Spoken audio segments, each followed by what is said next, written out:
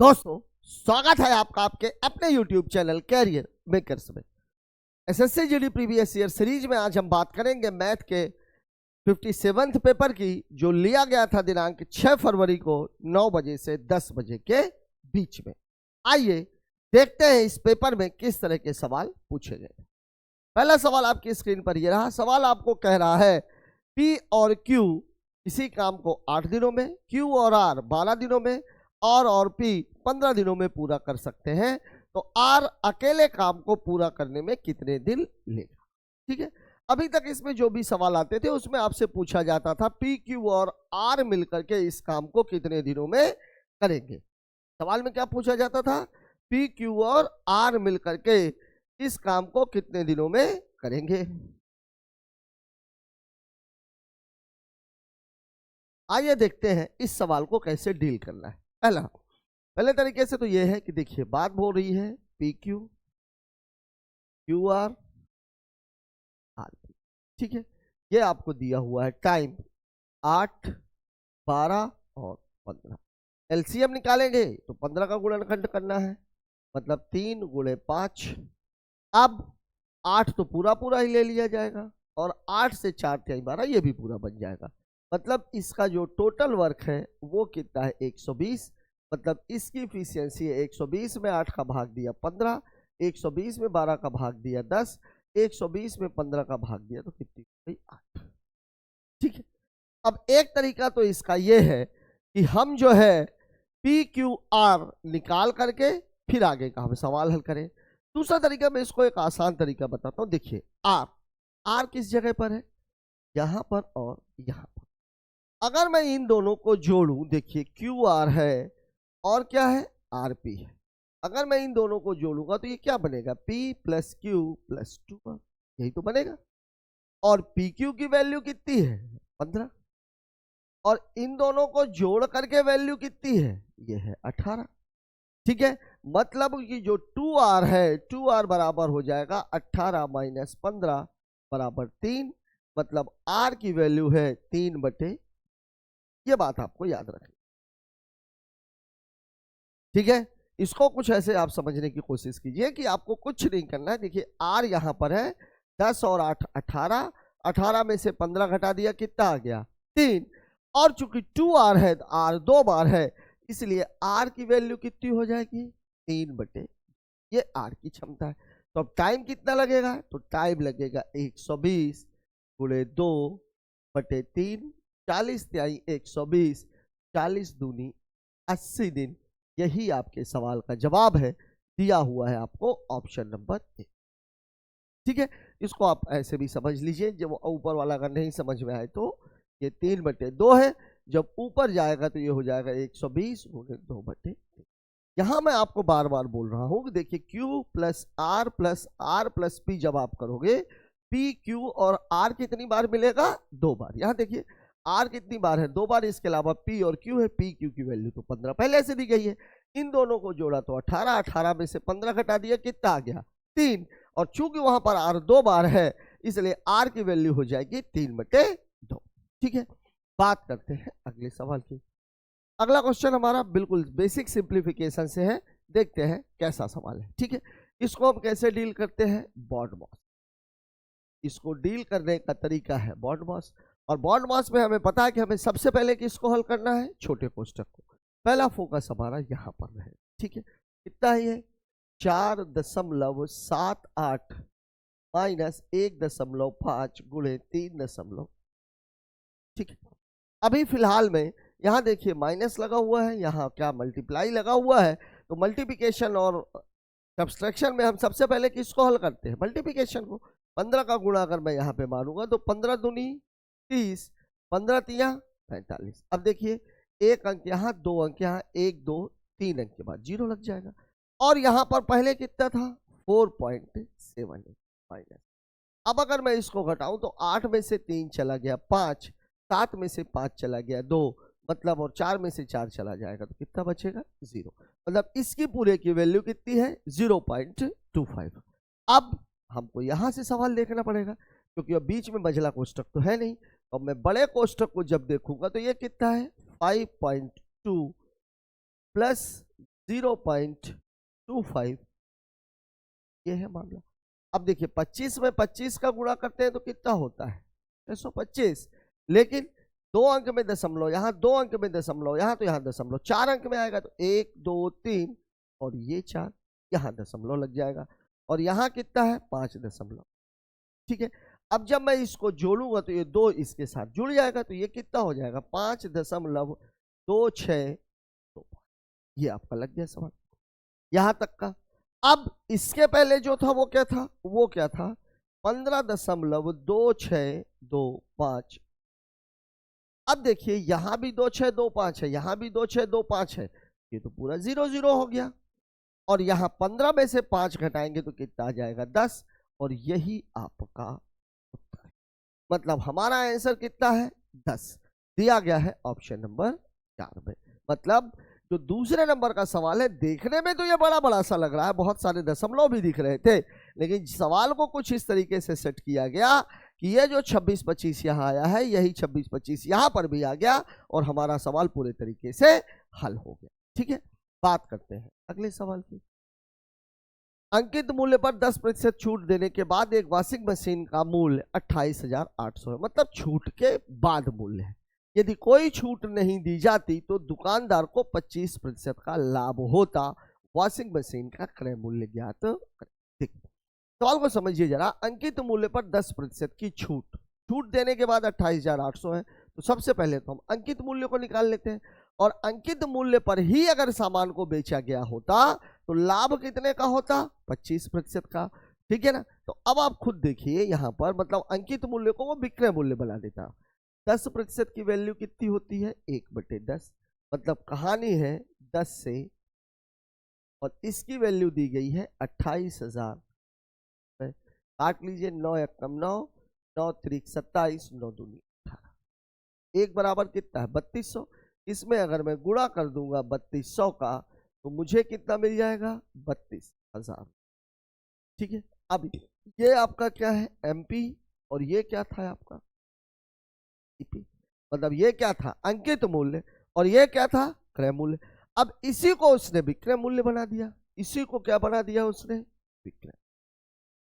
अब देखिए 25% का लाभ, 25 का लाभ मतलब 25% की वैल्यू कितनी होती है 4, मतलब कहानी है 4 से 5 लाभ वाला मामला है। मतलब ये जो 5 है, इस 5 की वैल्यू कितनी है 32,000 रुपया। अगर आप इसको काटेंगे तो 5 छक्का 30, 5 चौके 20, 6400 रुपए। तो इसका जो अंक क्रय मूल्य है वो कितना हो जाएगा, इसी में आप 6400 का गुणा मार दीजिए, तो 4 चौके 16, 4 छांग 24 और 1 25, 25,600 रुपए उस वस्तु का क्रय मूल्य था। दिया हुआ है आपको ऑप्शन नंबर, दिया हुआ है किसमें ऑप्शन नंबर 2 में। यहां पर इस सवाल को 2 स्टेप में क्यों लगाना पड़ा, देखिए बात हो रही थी कि इसको देखिए आप 10% की छूट देने के बाद भी 25% का लाभ होता है, और इस सवाल को अब आप दूसरे तरीके से कैसे लगा सकते थे, 10% की छूट देने के बाद भी उसको 25% का लाभ होता, लेकिन ये डायरेक्ट सवाल नहीं है। ठीक है, अब चूंकि इसमें जब छूट की और लाभ की बात की जाती है तो वहां पर मामला रहता है अंकित मूल्य और क्रय मूल्य का, लेकिन यहां पर सवाल में जो बना दिया है उसने, वो क्या बना दिया है, अंकित मूल्य को ही उसने क्या मान लिया है क्रय मूल्य। 10% की छूट देने के बाद उसको 25% का लाभ नहीं हो रहा है, वो अंकित मूल्य को ही अगर क्रय मूल्य विक्रय मूल्य बनाएगा तब उसको 25% का लाभ होगा। ठीक है, इसलिए इस सवाल को 2 स्टेप में लगाना पड़ा। पहले स्टेप में चूंकि हमें क्रय मूल्य पता था तो हमने अंकित मूल्य निकाल लिया, अब इसी अंकित मूल्य को उसने विक्रय मूल्य बना दिया है, तो विक्रय मूल्य से हमने क्या निकाल लिया क्रय मूल्य, और आपका सवाल आपके सामने है। ठीक है, बात कर लेते हैं अगले सवाल की। एक ही समय एक 2 स्टेशनों से चलना शुरू करती हैं, 40 किलोमीटर 45 किलोमीटर की चाल से एक दूसरे की ओर बढ़ती हैं। जब वह मिलती हैं तो पता चलता है कि एक ट्रेन ने दूसरे से 20 किलोमीटर अधिक दूरी तय की है। दोनों स्टेशनों के बीच की दूरी क्या थी। यहाँ मैंने आप लोगों को बताया था, क्योंकि ये सवाल पहले भी आ चुका है, कि मान लीजिए एक स्टेशन से ये गाड़ी चल रही है, दूसरे स्टेशन से ये गाड़ी चल रही है, आइए मान लीजिए स्टेशन ए है, ये मान लीजिए स्टेशन बी है। अगर अगर ये जो है दोनों समान चाल से चलेंगी तो ठीक बीच में मिलेंगी, दोनों के द्वारा तय की गई दूरी में कोई भी अंतर नहीं होगा। लेकिन अगर मान लीजिए मैं यहां से बोल रहा हूं, सपोज किसी जगह की दूरी 110 किलोमीटर है मान लीजिए, ठीक है, ये चल रही है कितने से, 60 से, और ये चल रही है कितने से, 50 से, और इस पॉइंट पर आकर के मिल गई। ये 60 से चल रही थी 60 किलोमीटर प्रति घंटे से, और ये चल रही थी 50 किलोमीटर प्रति घंटे से, दोनों 1 घंटे चली हैं। तो जब ये मिलेंगी तो इन दोनों के द्वारा जो तय की गई दूरी का अंतर होगा वो कितना होगा, 10 होगा। क्यों? क्योंकि ये 1 घंटे चली तो 1 घंटे में ये 60 चल गई होगी, ये 1 घंटे में 50 चल गई होगी, टोटल दूरी 110 किलोमीटर की थी। मतलब मिलते समय इनके बीच का जो अंतर है, इनके द्वारा तय की गई दूरी का जो अंतर है वो 10 किलोमीटर रहा होगा। क्यों? क्योंकि चाल का अंतर भी कितना है, 10 है। ठीक है, मतलब मुझे अगर समय मिल जाए ये यहां से यहां तक कितने घंटे चली, उतने ही घंटे ये भी यहां से यहां तक चली है, तो मुझे दोनों स्टेशनों के बीच की दूरी मिल जाएगी। जैसे ये 60 थी, ये 50 थी, 60 और 50 110, 1 घंटे चली, मतलब इन दोनों के बीच की दूरी कितनी हो जाएगी, 110 किलोमीटर। अब समय जो आपको निकालना है, तो समय बराबर होता क्या है, समय बराबर होता है दूरी बटे चाल। तो यहां पर आपको निकालना पड़ेगा दूरी का अंतर और बटे चाल का। अब देखिए दूरी का अंतर कितना है, 20, चाल का अंतर कितना है, 45 माइनस 40, मतलब कितना हो गया ये 20/5। मतलब दोनों ही गाड़ियां कितने घंटे चली हैं, कितने घंटे चली हैं, 4 घंटे। और दूरी बराबर होता क्या है, दूरी बराबर होता है चाल गुणे समय। अब ये दोनों एक दूसरे के विपरीत चल रही है, मतलब मामला हो जाएगा 45 + 40 और गुणे कितने का, 4 का, मतलब 85 गुणे 4, 4 पंचे 20, 4 अठे 32 और 2 34, उत्तर हो जाएगा 340 किलोमीटर, दिया गया है ऑप्शन नंबर 2 में। ठीक है, बिल्कुल क्लियर कट सवाल है, ये सवाल पहले भी आ चुका है, मतलब इसी तरह का। ठीक है, बात करते हैं अगले सवाल।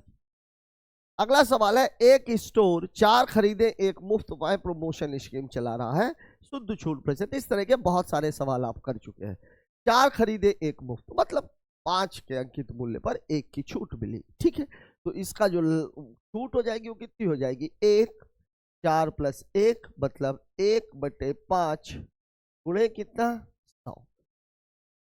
तो उत्तर कितना हो जाएगा, उत्तर हो जाएगा 20%, दिया गया है आपको ऑप्शन नंबर। ठीक है, बहुत सारे सवाल जैसे आप बोलते हैं 8 खरीदे 3 मुफ्त पाए, इसका मतलब मामला कितने का है, 3/11 का।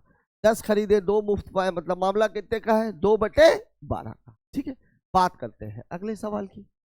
अगला सवाल हमसे बोला, एक व्यापारी 85,000 रुपए मूल्य पर अंकित एक पुरानी कार खरीदता है, 20% और 10% की क्रमिक छूट प्राप्त करता है। मतलब कार में लिखा हुआ था 85,000 रुपए, उसने 20% और 10% की 2 छूट मिल गई उसको। वह इसकी मरम्मत पर 3800 रुपए खर्च कर देता है और उसे 20% के लाभ पर बेच देता है। सब कंटिन्यू का मामला है, कार का विक्रय मूल्य ज्ञात करें। ठीक है, तो पहले तो हमें क्रय मूल्य निकालना है, क्योंकि 85,000 जो दिया हुआ है वो तो अंकित मूल्य है। अब आप देखिए 20% बराबर कितना होता है, 20% बराबर होता है 1/5 और 10% बराबर होता है 1/10। छूट का मामला है, मतलब पहली कहानी है 5 से 4 की, दूसरी कहानी है 10 से 9 की। ये है आपका अंकित मूल्य और ये है आपका क्रय मूल्य। 2 दूनी 4, 2 पंचे 10, मतलब पूरी कहानी है 25 से 18। ठीक है, अब देखिए इस 25 की जो वैल्यू है, इस 25 की वैल्यू दिया हुआ है 85,000 रुपया।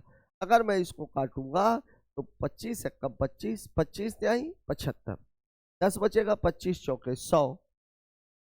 ठीक है, अब इसमें आप गुणा मार दीजिए 3400 का, तो 18 चौक 72, 18 त्याई 54, 54 और 7, मतलब सामान जो उसने खरीदा वो कितने में खरीद लिया, 61,200 रुपए में। ये क्या है इसका, ये है इसका। अब इस पर उसने कितना खर्चा कर दिया है, 3800 रुपए। खुद देखिए, 8 2 10, 61 3 64 और 1 65, ये 65,000 रुपया। मतलब अब जो उसका वास्तविक अंकित मूल्य है वो कितना है, 65,000 रुपया।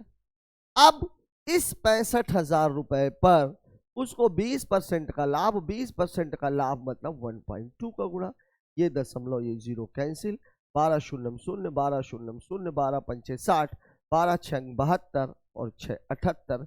सामान बेचा गया है 78,000 रुपए में, दिया गया है आपको ऑप्शन पर 4। ठीक है, सवाल में बहुत बेसिक सी चीज थी। 85,000 रुपए उसका अंकित मूल्य था, हमने हल किया तो 25 और 18 का रेशियो आया, मतलब अंकित मूल्य अगर 25 है तो क्रय मूल्य 18 होना चाहिए, तो उसका क्रय मूल्य कितना निकला गया, 61,200 रुपए। बंदे ने 3800 रुपए और खर्च कर दिए, मतलब अब उसके लिए जो कार की कीमत है वो कितनी हो गई, 65,000 रुपए। और उस 65,000 रुपए पर उसको 20% का लाभ चाहिए। 20% का मतलब होता है 120%, और 120% का मतलब होता है 1.2 का गुणा। 65,000 में हमने 1.2 का गुणा कर दिया, हमें मिल गया 78,000 रुपए। मतलब ये हुआ कि उसने 78,000 रुपए में उस कार को बेचा है। ठीक है, बात कर लेते हैं अगले सवाल। अगला क्वेश्चन हमसे क्या कह रहा है, एक शहर में 1200 मतदाता है, 30% ने ए को, 25% ने बी को, 40% ने सी को मत दिया। उन मतदाताओं की 30, 25, 55 और 40 95। ठीक है, उन मतदाताओं की संख्या निर्धारित कीजिए जिन्होंने इन तीन उम्मीदवारों में से किसी को भी मत नहीं। ठीक है, 5% है, उत्तर 12 पंचे 60, 600 उत्तर हो जाएगा इसका। अब देखिए यहाँ पर कहीं भी ये नहीं लिखा गया है कि इतने मत नहीं पड़े या इतने मत अवैध हो। ठीक है, सीधा सीधा कैलकुलेशन है। ए को दिए गए हैं 30%, बी को दिए गए हैं 25% और सी को दिए गए हैं 40%, मतलब ये टोटल कितना हो गया, 95%। ठीक है, अब किसी को नहीं दिया,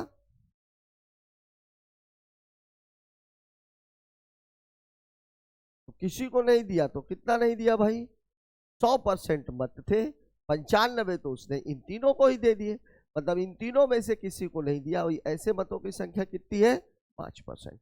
और टोटल जो मतदाता है वो कितने हैं, 12,000, और 12,000 का 5% निकाल दीजिए, 1 2 1 2, 12 पंचे 60 और 1 0, और मतलब आपका उत्तर हो जाएगा 600। वैसे इस सवाल को मुझे नहीं लग रहा कि लगाने की जरूरत है, क्योंकि जब 5% निकालना तो इसमें 10%, 1200 का 10% कितना होगा, 1 0 हटा दीजिए 1200, और 5% मतलब उसका आधा, मतलब कितना हो जाएगा 600। और वैसे भी 12 पंचे 60, 1% की वैल्यू अगर 120 है तो 5% की वैल्यू 12 पंचे 60, 600 ही होगी। बात कर लेते हैं अगले सवाल की। अगला सवाल हमें बोल रहा है 8 विद्यार्थियों के औसत अंक 7 है, यह पाया गया कि विद्यार्थी के अंक, एक विद्यार्थी के अंक 6 के स्थान पर 10 लिए गए हैं, सही औसत ज्ञात कीजिए। औसत में बहुत ही बढ़िया बढ़िया सवाल पूछे जा रहे हैं। वैसे इस तरह का एक सवाल आ चुका और इससे थोड़ा सा ज्यादा आ चुका, क्योंकि वहां पर 2 लोगों की बात की गई, 2 लोगों को गलत अंक दे दिए गए थे, यहाँ पर केवल एक की बात थी। देखिए, मिलना चाहिए था बंदे को 6, मिल गया 10, मतलब अब जो है वो टोटल में कितने की कमी होगी, ये टोटल में कमी होगी, तो औसत में जो परिवर्तन होगा वो कितने का होगा, औसत में जो परिवर्तन होगा वो कितने का होगा भाई, -4। टोटल आदमी कितने हैं, 8 आदमी है, तो बटे 8, मतलब ये कितना हो जाएगा, -0 पॉइंट। ठीक है, अब टोटल औसत है कितना, 7 है, बस आप 7 -0.5, मतलब उत्तर हो जाएगा 6.5, दिया गया है आपको ऑप्शन नंबर 3। ठीक है, इसमें अगर 2 लोग होते या 3 लोग होते या 4 लोग होते तो हम इनको एक क्रम से लिख लिए होते। ठीक है, ये आपके कहलाते हैं सही अंक और ये आपके कहलाते हैं दिए गए। बस ये बात ध्यान रखनी, सही में से किसको घटाना है, दिए गए को। ठीक है, बात कर लेते हैं अगले सवाल की। x का ऐसा न्यूनतम मान ज्ञात कीजिए ताकि 5 अंक की संख्या 725 x3 9 से विभाज्य हो जाए। अब देखिए, 9 से विभाजित होने की शर्त क्या है, अंकों का योग 9 से घट जाए। 9 की विभाज्यता की शर्त यही है, 3 की भी यही है और 9 की भी यही है। अब आप देखिए आपको जो संख्या दी गई है वो कितनी दी गई है, 725 x 3, 7 2 9 5 14 3 17, ये मामला कितना है 17 प्लस x।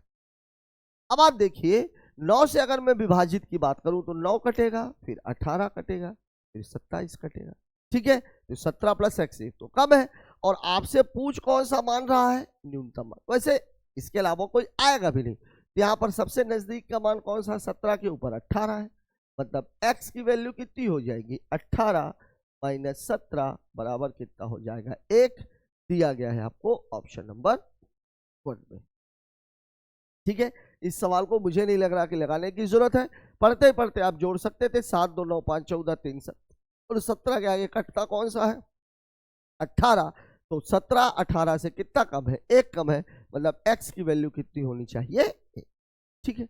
बात कर लेते हैं अगले सवाल की। अगला सवाल है किसी वस्तु के 5% और 10% के लाभ पर विक्रय मूल्यों के बीच का जो नगद अंतर है वो 5 है, दोनों विक्रय मूल्यों का अनुपात ज्ञात, ठीक है। अब आप देखिए इतना आसान सा क्वेश्चन है, वैसे इसका उत्तर ये होगा 21:22, क्यों होगा ये भी देखेंगे। देखिए 5% और 10% का, 5% का मतलब कितना होता है 105, 10% का मतलब कितना होता है 110%, इन दोनों के बीच में अंतर कितने का है 5% का, और 5% बराबर कितना दिया हुआ है 5, मतलब 1% की वैल्यू कितनी, मतलब रेशियो तो बिल्कुल फिट है। तो दोनों में ही अगर मैं एक एक का गुणा करूंगा, यहाँ भी एक का और यहाँ भी एक का, तो कुछ कहने की जरूरत ही नहीं, रेशियो हो जाएगा 105 अनुपात 110 का, दोनों ही 5 से कट रहे हैं, तो ये 21 और ये कितने हो जाएगा 22, और यही आपके सवाल का जवाब है, दिया गया है आपको ऑप्शन नंबर 2 में। बात कर लेते हैं अगले सवाल की। अगला क्वेश्चन है एक गोले का व्यास 14 सेंटीमीटर है, व्यास दिया हुआ त्रिज्या नहीं, आयतन ज्ञात कीजिए। फिर बहुत बेसिक से सवाल, व्यास बराबर कितना दिया हुआ है, व्यास बराबर दिया हुआ है, ठीक है, ये डी से इसको है, तो इसकी जो त्रिज्या है मतलब जो आर है, तो आर बराबर कितना हो जाएगा 14/2, मतलब कितना है 7, और पूछ क्या रहा है आयतन, और गोले का जो आयतन है, गोले का आयतन जो है वो कितना होता है, वो होता है 4/3 पाई आर क्यूब। अब ये कितना है 4/3 गुणे 22/7 गुणे 7 गुणे 7 गुणे 7 से 7 कैंसिल हो गया, और कुछ कटेगा क्या, अच्छा दशमलव में दिया हुआ है मामला, चलिए ठीक है कोई दिक्कत नहीं, वैसे मैं इसको 3.14 भी ले लेता तो कोई समस्या नहीं थी। अब देखिए मामला कितने का है, 7 7 49, 4 का गुणा तो 4 नहीं है 36, 36 4 चौके 16 और 3 19 गुणे 22 और बटे कितना है, ठीक है। काट लेते हैं इसको, 3 छके 18, 3 बचे 15.33 आ जाएगा, 22 तिहाई 66, 22 तिहाई 66 6 72, 22 पंचे 110 और 7 117, 22 छक्का 132 और 11 100, 1437.26 इसका उत्तर होना चाहिए। दिया कहां पर है, ये दिया, ठीक है। कुछ गड़बड़ हो गई होगी, मान लीजिए अगर मैं 196 में 22 का गुणा करता तो 6 दूनी 12, 9 6 15 दूनी 30 और 1 31, 3 9 1 10, 10 2 20, 3 23 की 3 हासिलाई 2, 2 1 कम 2 और 2 4, इसमें अगर मैं 3 का भाग दूं तो 3 1 कम 3 1 13, 3 चौके 12 1 11, 3 त्रिकाई 9 2 22, 3 8 3 7 21 1 और दशमलव दशमलव ये 3 दिना, ठीक है। यहां भाग दिया था 3 छके 18, 3 पचे 15.33 यहां देते तो ये आ जाता, वहां दिया तो वो आ गया, ठीक है। तो 1437 को आप ध्यान रखिए, दशमलव में थोड़ा बहुत ऊपर नीचे चलता रहता है। बात करते हैं अगले सवाल की। अनीस एक काम को 88 दिनों में कर सकता है, युग इसी काम को 66 दिनों में कर सकता है। अनीस ने अकेले काम को शुरू किया, कितने दिन बाद युग को उसके साथ जुड़ना चाहिए ताकि काम 44 दिनों में पूरा हो सके, ठीक है। अनीस ने, अब यहाँ पे देखिए 44 दिनों में काम को पूरा करना है, काम अनीस ने प्रारंभ किया है, मतलब एक बात तो पक्की है कि अनीस 44 दिन तक काम करे। ठीक है, अब मैं इसको अगर डायरेक्ट लगाऊं, देखिए मैं यहीं से आपको बताता हूं, अनीस काम को करता कितने दिनों में है, 88 दिनों में। काम करना कितने दिनों में है, 44 दिन करना है, तो 44 दिन करना है तो आधा काम तो यही कर देगा। अब आधा काम यही कर देगा तो बचा हुआ आधा काम किसको करना है, युग को, और युग पूरा काम अगर 66 दिनों में करता है, मतलब आधा काम वो कितने दिनों में करेगा, 33 दिनों में। 44 दिन का कुल काम को चलना है, 33 दिन वो करेगा, मतलब जुड़ेगा कितने दिन बाद, 11 दिनों। ये तो सवाल को डायरेक्ट लगाने का, ठीक है।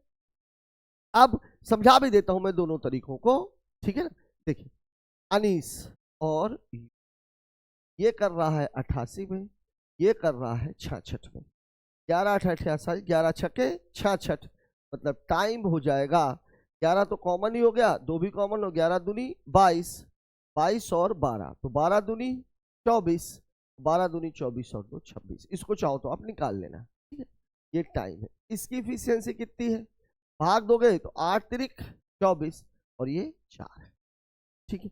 अब देखिए अनीस तो पूरा काम करेगा ही, तो अनीस का जो काम है ये कितना है, 44 दिन, मतलब 3 गुणे 44, तो 3 चौके 12, 3 चौके 12 और 1 13, ठीक है। तो युग का काम कितना है, युग का जो काम है वो कितना हो जाएगा, 264 माइनस 132, मतलब कितना हो जाएगा, 132 काम। कार्य कितने दिनों में रहा है, 66 दिनों। क्षमता कितनी है इसकी, 4, तो कितने दिन करेगा ये, 33 दिन। तो जुड़ा कब, जुड़ा कब, 44 दिन काम चला, उसने 33 ही दिन काम किया, मतलब कितने दिन बाद जुड़ा है वो, 11 दिन। एक तरीका तो ये है बेसिक वाला। अब आप देखिए अनीस कितने दिनों में कर रहा है, 88 दिन, किया कितने दिन, 44 दिन। तो अनीस का काम कितना हो जाएगा, 44 बटे 88, मतलब 1/2, ठीक है। तो युग का काम भी कितना रहेगा, 1 माइनस 1/2, मतलब कितना, 1/2 कर रहा है 66 दिनों में, तो कितने दिन में कर देगा ये, 33 दिन। तो कितने दिन बाद जुड़ा, तो 44 माइनस 33 बराबर कितने दिन बाद जुड़ा, 11 दिन। ये डायरेक्ट लगाने का तरीका है, ठीक है। मनी मन में आप कैलकुलेशन कर सकते थे। तो जब कभी भी इस तरह का छोड़ने वोड़ने वाले सवाल आते हैं तो इन सवालों को आप लोग ऐसे भी करने की प्रैक्टिस कर लीजिए, ठीक है। बात कर लेते हैं अगले सवाल की। अगला सवाल है, एक समबाहु त्रिभुज जिसकी भुजा इकाई है वो एक समषटभुज बनाने के लिए शीर्षों पर काटा जाता है, ठीक है। षटभुज का क्षेत्रफल कितना होगा, षटभुज के क्षेत्रफल का वैसे मैं फॉर्मूला बता दूं, ये होता है 3√3/2 इंटू भुजा का, और इसको ऐसे भी बोल सकते हैं √6 गुणे समबाहु त्रिभुज का क्षेत्रफल। अब ये देखिए ये फॉर्मूला कैसे आता है, 6 गुणे √3/4 टू ए स्क्वायर, देखिए 3 दूनी 6, सॉरी 2 तिहाई 6, 2। अब देखिए यही होगा 3√3 इंटू, ये तो लग गया आपका सवाल। मतलब ये फॉर्मूला कहां से निकला मैंने आपको ये बता दिया, ठीक है। अब इसको तो फिलहाल मैं मिटा देता हूं। अब मैं बात कर रहा हूं, एक त्रिभुज था जिसकी तीनों भुजाएं कितनी थी, ए समबाहु त्रिभुज है। इसको कट किया गया, क्या कर दिया गया, कट कर दिया गया। कट किया गया शीर्षों से, मतलब एक यहां से कट लगा दिया गया, एक यहां से कट लगा दिया गया और एक यहां, ठीक है। मतलब अब जो आपका षटभुज बना वो ऐसे बना। अब ये बात आप हमेशा ही याद रखना, ये सवाल कई बार पूछा जाता है, ये बात आप हमेशा ही याद रखना, जो भी कट लगेगा उसके बाद जो भुजा बचेगी, तो ये वाली भुजा, ये भुजा, ये भुजा और ये भुजा आपस में क्या होगी, बराबर होगी। मतलब ये कितने हिस्सों में बट गई है, 3 हिस्सों में। 3 हिस्सों में बट गई है, मतलब इसकी जो भुजा है ये कितनी हो जाएगी, a/3।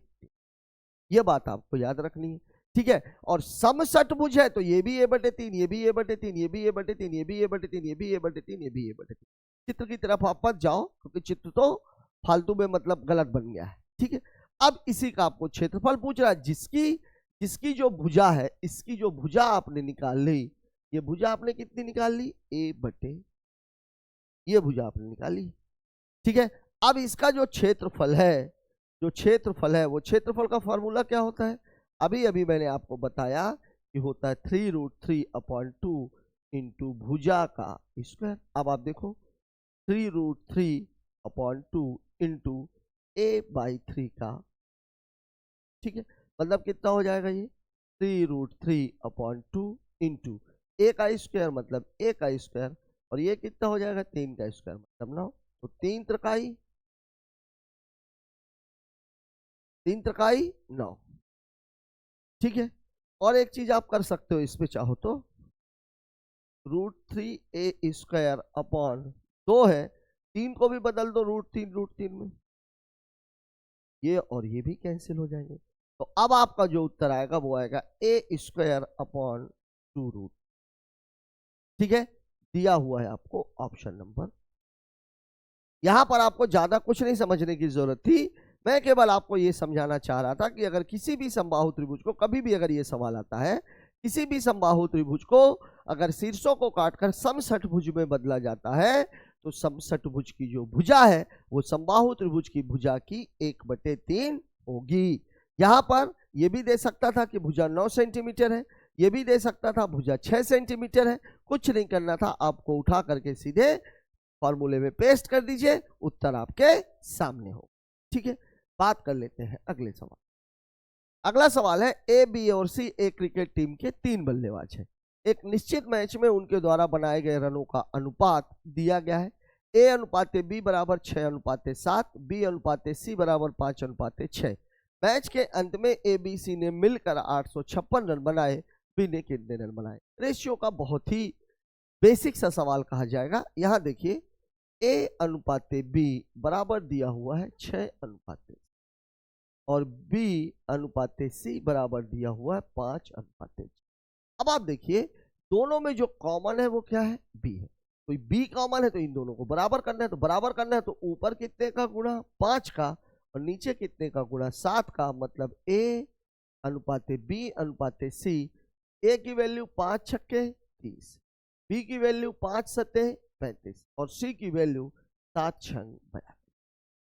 अब आपको ये बोल रहा है कि इन तीनों ने मिलकर के कितने रन बनाए हैं 856, और आपको वैल्यू बी की निकालनी है, मतलब 30 + 35 + 42 बराबर कितना दिया हुआ है 856। जोड़ेंगे 5 2 7, 3 3 6, 6 और 4 10, 107 बराबर 856। अब आप देखिए दिख रहा है 8 सत्ते 56, 8 एकम 8, मतलब एक की वैल्यू कितनी है, काट लिया।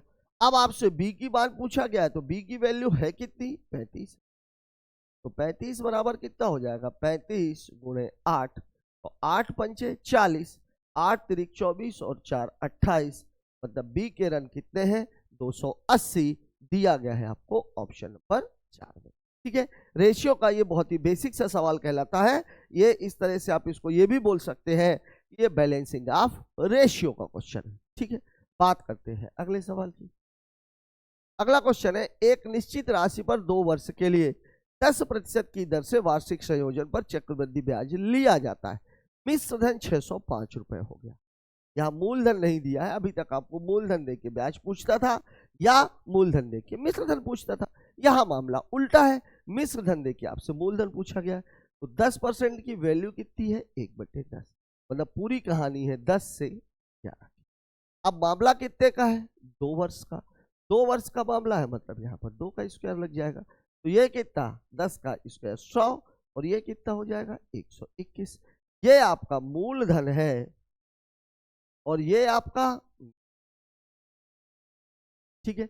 अब इसकी वैल्यू दी गई है 605, अगर मैं इसको काटूं तो 1 बराबर कितना हो जाएगा 5, बस इसमें आप 5 का गुणा मार दीजिए, उत्तर कितना हो जाएगा 500 रुपया। और दिया गया है आपको ऑप्शन नंबर 3। बहुत ही बेसिक सा सवाल कहलाएगा, बस सवाल में थोड़ा सा फर्क ये था, अभी तक मूलधन देके मिश्रधन या ब्याज पूछा जाता था, इस पर्टिकुलर सवाल में मिश्रधन को देकर के क्या पूछ लिया गया है, मूलधन। रिवर्स कर दिया है क्वेश्चन को। ठीक है, बात कर लेते हैं अगले सवाल की।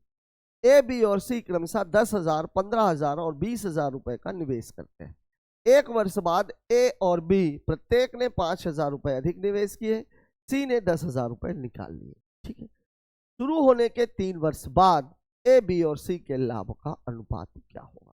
नो डाउट पार्टनरशिप का एक बढ़िया सवाल का, और अभी तक के पेपरों में, अभी तक हमने जितनी सीरीज अभी हमने डिस्कस की है उसमें से किसी भी सीरीज में ये इस तरह का सवाल नहीं आया। अब मैं आपको बताता हूँ प्रॉफिट का जो डिस्ट्रीब्यूशन है वो होता कैसे है। पहले आप ये समझ लीजिए कि 3 लोग हैं, जैसे P A is to P B is to P C बराबर होता है capital of A into time of, अनुपाते capital of B into time of, अनुपाते capital of C into time of. देखिए यहाँ P किसके लिए है? P फॉर है प्रॉफिट, मतलब ये क्या है? लाभ के लिए। C फॉर होता है कैपिटल, कैपिटल का मतलब होता है पूंजी, और T होता है टाइम, और टाइम का मतलब होता है समय। मतलब आप इसको इस तरीके से समझ सकते हैं कि जो लाभ है वो लगाई गई पूंजी और दिए गए समय के गुणनफल के अनुपात में बांटा जाता है। ठीक है, अब यहां पर हम सबसे पहले कैपिटल को कन्वर्ट कर लेते हैं। देखिए कैपिटल को अगर डाटा हम इतना बड़ा बड़ा लेंगे तो काम कैसे चलेगा? काम कैसे चलेगा? इसको तो पहले आप जिन लोगों को फॉर्मूला पता नहीं है वो लिख लें, फिर मैं आगे की बात करता हूं। ठीक है, ठीक है। अब कैपिटल कितनी है? देखिए ए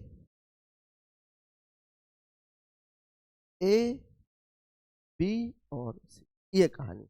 अब देखिए इसने कितने लगाए हैं? 10,000, इसने कितने लगाए हैं? 15,000, और इसने कितने लगाए हैं? पहले तो आप इसी को रेशियो में ले लो, 3 0 इसके, 3 0 इसके, 3 0 इसके, 5 दूनी 10, 5 तिहाई 15, 5 चौके, मतलब इनके द्वारा जो लगाई गई पूंजी है वो कितनी है? 2 3 और 4।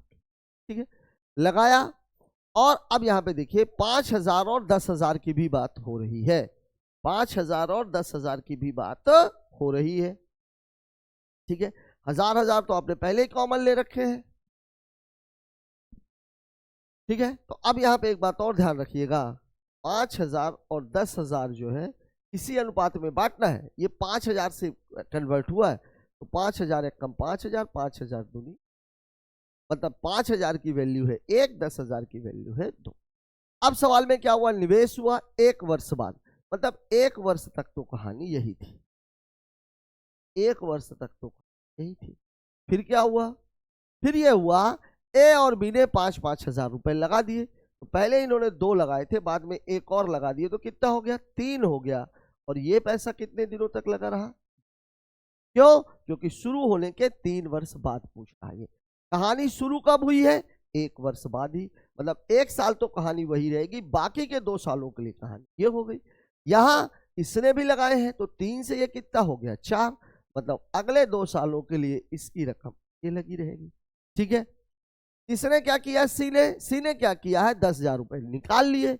10,000 रुपए निकाल लिए, मतलब 4 था, 4 में से 2 निकल गए, तो इसके कितने बचे? 2, और ये कितने साल तक लगे रहे? ठीक है, यहां पर मैं आप लोगों को केवल इतना बोलूंगा कि आप लोग इस पे जरूर ध्यान रखिएगा। देखिए यहां पर हमने जो काटा था, मतलब जो रेशियो लिया था, ये 5-5 हजार का रेशियो। ठीक है, इसलिए यहां पर भी हमें 5,000 का ही रेशियो लेना है, और नहीं तो फिर सवाल को आपको ऐसा करना पड़ेगा कि 10,000 गुणे 1 प्लस 15,000 गुणे 2, 15,000 गुणे 1 प्लस 15,000, वो 20,000 गुणे 2। यहां पे करना पड़ेगा 20,000 गुणे 1 प्लस 10,000 गुणे। ठीक है, अब आप देख लीजिए ये कितना है? 2 1 कम 2, 3 दूनी 6, 6 और 2 8, इसकी 8 है। 3 1 कम 3, 4 दूनी 8, 8 3 11 है। 4 1 कम 4, 2 दूनी 4, ये कितनी है? 8 है। और इन तीनों ने मिलकर के जो पैसे कमाए हैं, अच्छा अनुपात ही पूछा हुआ है, कुछ करने की जरूरत ही नहीं है। 8 11 8 यही रेशियो रहेगा, दिया हुआ है आपको ऑप्शन नंबर 3। यहां पर अगर मान लीजिए लाभ रुपयों में दे दिया गया होता तो इसी अनुपात पे हमने लाभ को बांट दिया गया, बांट देते। सवाल को आसान करने का तरीका केवल यही है, जितने भी रुपयों की चर्चा है उन सभी को पहले आप छोटा कर लीजिए, ठीक है, सवाल आपका तुरंत लग जाए। बात कर लेते हैं अगले सवाल की। एक ट्रेन विपरीत दिशा में समान चाल से चल रही है, चल रही दूसरी ट्रेन को 5 सेकंड में पार करती, ठीक है। पहली ट्रेन की चाल कितनी हो जाए, 2 गुनी, और दूसरी ट्रेन की चाल कितनी हो जाए, आधी। तो दोनों ट्रेनों द्वारा एक दूसरे को पार करने में लिया गया समय, ठीक। सवाल में डाटा कुछ भी नहीं है एक 5 सेकंड के अलावा। बढ़िया सवाल कहा जाएगा। यहां पर आपको यह नहीं दी गई है कि दोनों ट्रेनों की लंबाई कितनी है, एक चीज दी गई है कि चाल क्या है, चाल क्या है, समान। यहां पर आपको थोड़ी थोड़ी चीजों को एज्यूम करना पड़ेगा। जैसे देखिए विपरीत दिशा में चल रही, तो मैं ये मान लेता हूं कि जो पहली ट्रेन की लंबाई है वो कितनी है, वो भी x है, और जो दूसरी ट्रेन है इसकी भी लंबाई कितनी है, और पहले ट्रेन का जो चाल है पहली अनुपाते, मैं किसकी बात कर रहा हूं, चाल की, ये कितनी है 1 अनुपाते, क्योंकि क्या बोल रहा है दोनों की समान है, दोनों की क्या है समान है, ठीक है। ये पहले की कंडीशन में है। तो अब यहां पर जो दूरी बराबर समय बराबर होता है, समय चूंकि 5 सेकंड आपको दिया गया है, वो होता है दूरी और बटे कितना होता है 4। मतलब कहानी क्या बन जाएगी, 5 बराबर दूरी जुड़ जाएगी तो कितनी हो जाएगी 2x, चाल विपरीत दिशा ये भी जुड़ जाएगी बटे 2, 2 से 2 कैंसिल, मतलब मैं कह सकता हूं कि x की वैल्यू कितनी, ठीक है। अब आपको क्या बोल रहा है, अब जो आपको समय निकालना है समय बराबर, अब देखिए दूरी तो अभी भी वही है 2x ही है, लेकिन चाल देखिए पहली ट्रेन की चाल कितनी हो रही है 2 गुनी, तो ये 1 से कितनी हो गई है, दूसरी ट्रेन की चाल क्या हो जा रही है आधी, तो आधी का मतलब कितना होता है 1 बटे, ठीक है। अब यहाँ पे देखिए x की वैल्यू आप 5 निकाल चुके हो, तो 2 गुणे 5 बटे 2 दूनी 4 1 5, 5 बटे, ये ऊपर चला जाएगा 2 गुणे 5 गुणे 2 बटे 5, 5 से 5 कैंसिल, उत्तर आ जाएगा 4 से, ठीक है। आपको दिया गया कि नहीं, हाँ ये दिया गया, ऑप्शन नंबर 2, ऑप्शन नंबर 2,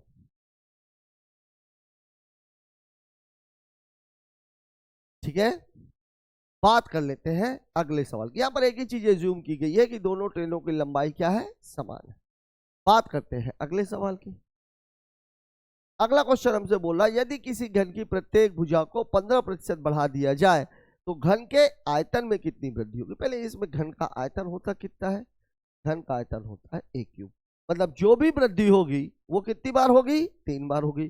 प्रतिशत में मामला दिया हुआ है और प्रतिशत में ही पूछ रहा है, तो आपको कुछ भी करने की जरूरत नहीं, ये तो मैंने आपको बताया ही था। फॉर्मूला क्या होता है परसेंटेज से परसेंटेज का, a plus B plus A B upon, ठीक है।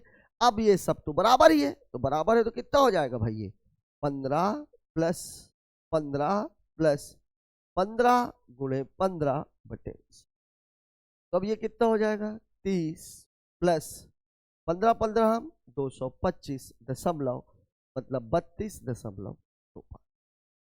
अच्छा पूर्णांकित भाग पर ही विचार करना, इसको मैं मान लेता हूं 32, इसको मैं इक्वल टू कर देता हूं 32। अब कहानी कितनी है, ये 32 है और ये कितनी है 15 है। अब 32% और 15%, ठीक है। अब क्या कहानी हो जाएगी 32 प्लस 15 प्लस 32 गुणे 15 बटे, ठीक है। अब यहां देखिए 32 और 15 कितना हो जाएगा 47 प्लस 15 दूनी 30, 15 तिया 45 और 3 48, 2 अंकों के, तो कितना हो जाएगा 51.8। मतलब या तो उत्तर 51 होगा और या तो उत्तर कितना होगा 52 होगा।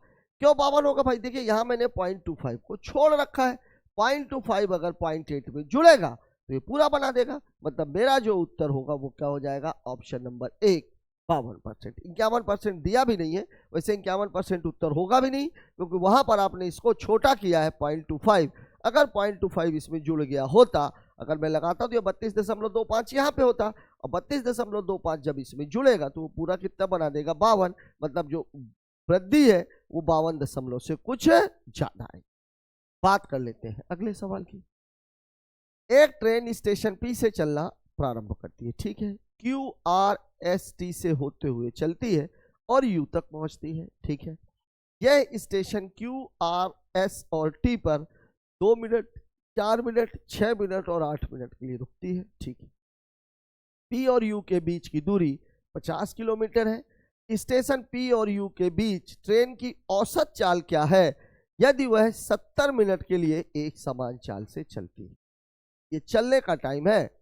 चलने का टाइम कितना है? 70 मिनट। कहानी कुछ ऐसी है, एक स्टेशन है पी, फिर एक स्टेशन है क्यू, फिर एक स्टेशन है आर, फिर एक स्टेशन है एस, फिर एक स्टेशन है टी, और ये आखिरी स्टेशन है, ठीक है।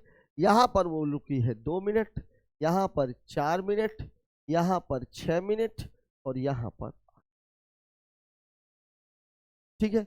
यहां से यहां तक के बीच की जो दूरी है ये कितनी है? 50 किलोमीटर।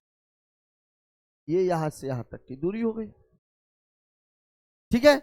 जो समय है, चलने का समय,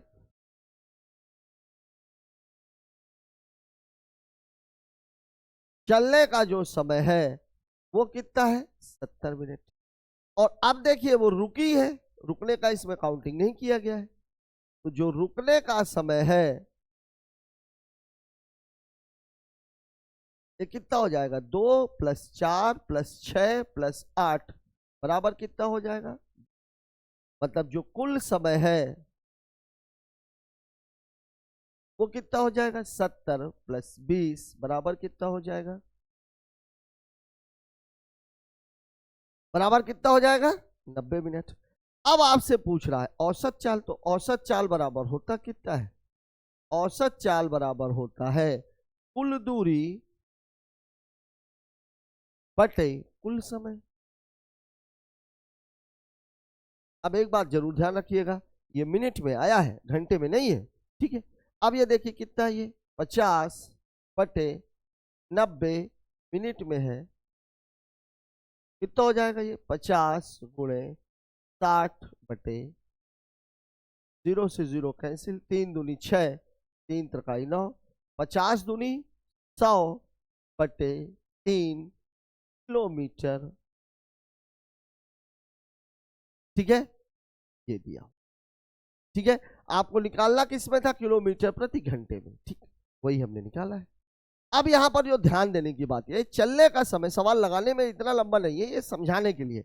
चला 70 मिनट है, रुकने का समय आप काउंट कर लीजिए, रुकने का समय 20 मिनट है, मतलब 50 किलोमीटर में 90 मिनट में चल रही है।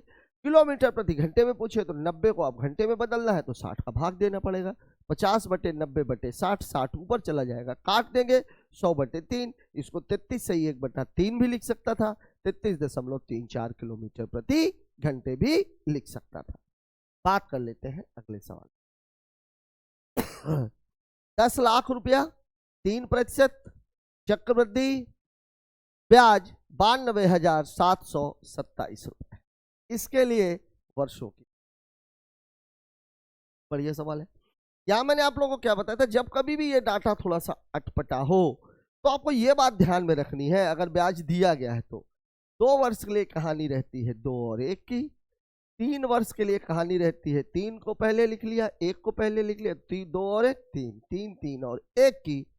4 वर्ष के लिए, अब मैं 5 वर्ष का नहीं लिखूंगा आज, ये 4 है, ये 1 है, तो 3 3 6 3 1 4, मतलब जो भी पहला ब्याज मिलेगा वो इतनी बार मिलेगा, फिर इसका ब्याज इतनी बार मिलेगा, जो भी पहला ब्याज मिलेगा वो 4 बार मिलेगा, फिर जो उसका ब्याज मिलेगा वो 6 बार मिलेगा, फिर इसका जो ब्याज मिलेगा वो 4 बार मिलेगा, और इसका जो ब्याज मिलेगा वो 1 बार मिलेगा। ये बात आपको याद रखनी। अब यहीं से आप सवाल को कैलकुलेट कर सकते हो। देखिए 10 लाख है 3%, ठीक है, तो 1% की वैल्यू कितनी हो जाएगी? 10,000 रुपया, और 1% की वैल्यू 10,000, तो 3% की वैल्यू कितनी हो जाएगी? 30,000, ठीक है। अब आपको जो ब्याज मिला है वो मिला है 92,000 रुपया, तो 30 दूनी 60,000, नहीं हो सकता। 30 तिहाई 90,000, ये हो सकता है। 30 चौके 120, 1,20,000, ये भी नहीं हो सकता। मतलब उत्तर तो आपका 3%, ठीक है। सवाल तो आपका लग गया। अब अगर मुझे इसको लगाना ही होता तो कहानी क्या थी? 3 3 और 1, ठीक है। अब ये 30,000 है तो ये कितना रहता? 30,000। याद देखिए 30,000 का 3%, 2 जीरो हटाएंगे, 3 त्रिकाई 9, मतलब ये कितनी बार मिलेगा? ठीक है। फिर इसका 3%, ये 2 जीरो हटा दीजिए, 9 तिरिक 27। अब आप देखिए 30 तिहाई ये कितना हो गया? 90,000। 9 तिरिक 27, ये कितना हो गया? 2700। 27 से कम 27, ये 27। अब आप इसको जोड़ लीजिए, तो ये 27, ये 27 और ये कितना है? 9, 92,727 रुपए, 92,727 रुपया, मतलब आपका उत्तर सही है। लेकिन एग्जाम में आपको ये कैलकुलेट नहीं करना। एग्जाम में आपको केवल ये बात दिमाग में रखनी, वास्तव में ये पूरा का पूरा सवाल मनी मन में हो सकता है। 10 लाख रुपए है, मतलब 1% की वैल्यू 10,000, 3% की वैल्यू 30,000, 92,000 रुपए है, 30 तिहाई 90, मतलब मामला 3 साल, ठीक है। बात कर लेते हैं अगले सवाल। साथियों इस क्वेश्चन के साथ ही हमारा ये पेपर खत्म होता है। बढ़िया पेपर कहा जाएगा, कारण इसका यह है कि एक तो पार्टनरशिप में एक बहुत बढ़िया सवाल पूछा गया, CISI में एज यूजुअल अच्छा सवाल था, ठीक है। इसके अलावा भी बाकी जगहों पर जो सवाल पूछे गए, एक 67 भुज वाला सवाल आज आपको नया देखने के लिए मिला। मतलब कुल मिलाकर के जो भी सवाल औसत में कुछ ना कुछ नया देखने के लिए मिल ही जाता है। कुल मिलाकर के सवाल है तो अपने ट्रैक पर, लेकिन सवालों की जो क्वालिटी है वो लगातार बदल रही है। और ये बात आपको इस एग्जाम में भी याद रखनी है, टॉपिक वही रहे लेकिन उस टॉपिक में अगर सवालों को बदल दिया जाए तो लगाने का तरीका भी पूरे तरीके से बदल जाता है। इसलिए हर टॉपिक का कंप्लीट नॉलेज लेना आपके लिए बहुत जरूरी है। मिलते हैं कल नए वीडियो के साथ, तब तक के लिए जय हिंद।